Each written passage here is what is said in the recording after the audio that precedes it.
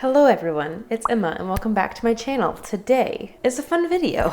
So, if you caught my video a few weeks ago, preserved my own pumpkin and my own chickpeas, and it actually went really well. So my first batch of chickpeas was a success. And if you caught somewhere in the middle of the video, I said something along the lines of, and something else too, you cannot use a lid more than once, like the round part. You can use the spinny part and you can use the jar, but you cannot use the thin circle part more than once because of the seal. And then I didn't take my own advice. I didn't go and buy new lids. Actually, honestly, I just forgot. I literally just forgot to buy new lids, but I also was like just trying to prevent waste. I'm like, you probably don't really need to buy new lids. 99% just straight up forgot to buy new lids. I went to make my new batch of chickpeas on Friday. Today is Monday. So I'm at just over 72 hours now. And I went to get a can of chickpeas out for dinner. And I'm like, oh, I'll use my jar of chickpeas that I canned myself. And I'm like, those are bubbling. Those chickpeas have officially fermented, which is fine. Fermented foods are completely safe to eat. If you think of things like sauerkraut, kimchi, kombucha, it's all safe to eat. And I even do some fermenting at home myself. I've done ginger ale.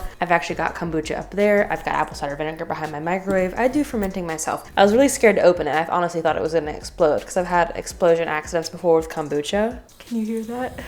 Oh gosh, now it's gonna explode on camera. It didn't explode earlier. But anyway, I open it and I'm like, oh my gosh, it smells like cheese. So I'm like, well, I can't let literally 2 jars of chickpeas go to waste. Look at all of these. So I'm like, well, I guess I'm gonna try to make chickpea cheese. Surely there's a recipe on the internet. I could not find a recipe on the internet. There's so many recipes for other things like fermented hummus, chickpea tempeh, which apparently for tempeh you have to have like a tempeh starter. And I'm like, I literally just made hummus this weekend. So like I can't have 2 things of hummus in my fridge. So I'm like, let's try this chickpea cheese. And I'm gonna film it because why not? All that to say, I'm just trying to continue to avoid the food waste here. But I found a really simple recipe for fermented cashew cheese on the internet. All it requires is soaked cashews, water, apple cider vinegar. That's it. And then you ferment. This is where things get interesting because my beans are already fermented. Hello, Mochi. Anyway, I think we should just go ahead and get started. This is totally all an experiment because there's no recipe on the internet. So I'm gonna try to take some mental notes, take some real notes, take some photos, and if this works, I've created the first chickpea cheese recipe ever.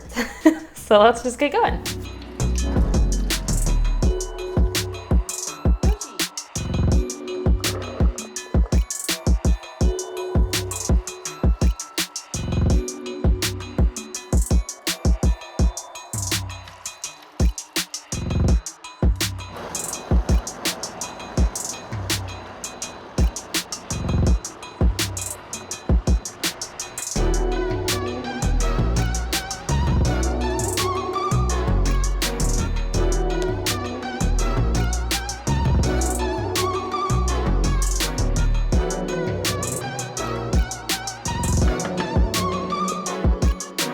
Okay, so that is all for tonight.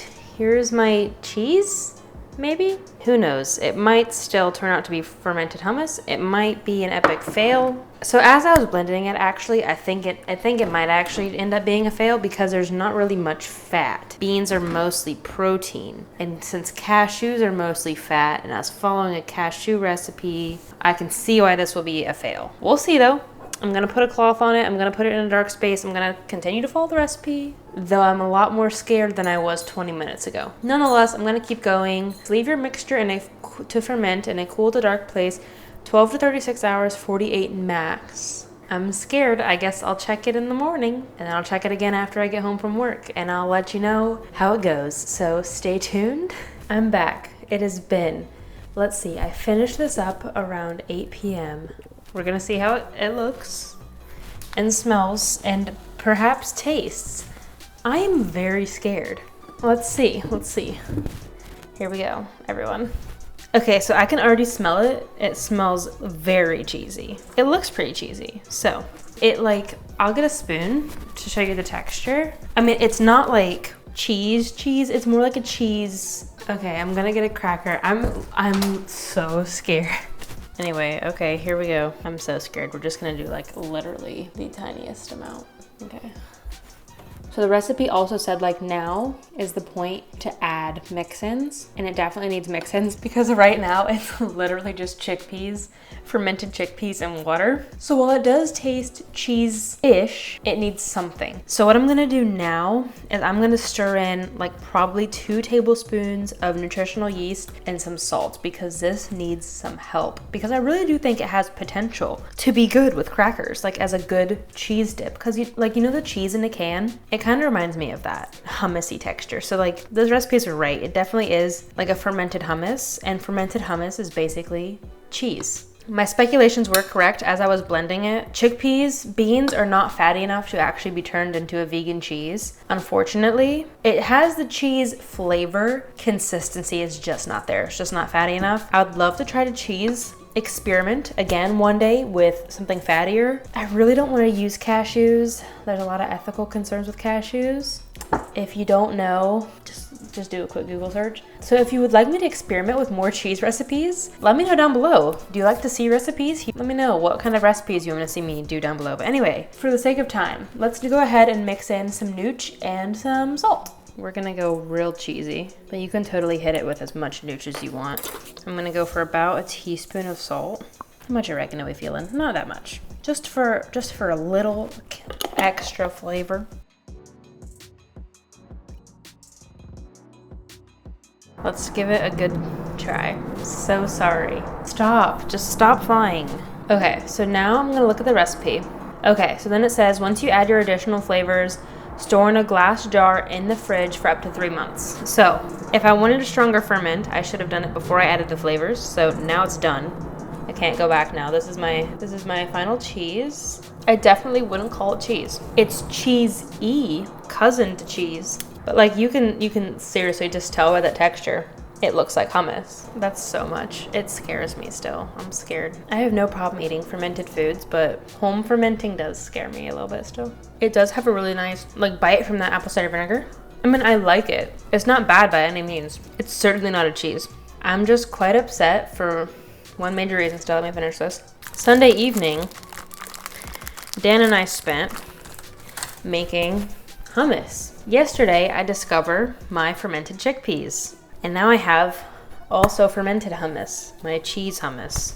Now I have this much cheese hummus and the equivalent amount of regular hummus. So we're really gonna be eating a lot of beans this week.